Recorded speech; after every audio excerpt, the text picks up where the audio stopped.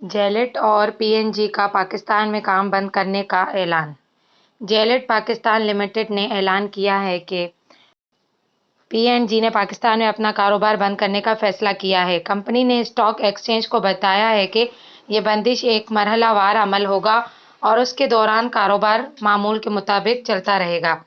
یہ فیصلہ کمپنی کی عالمی ساخت حکمت عملی کا حصہ ہے، جس میں پورٹ فولیو، سپلائی چین اور تنظیمی ڈھانچے میں تبدیلیاں شامل ہیں۔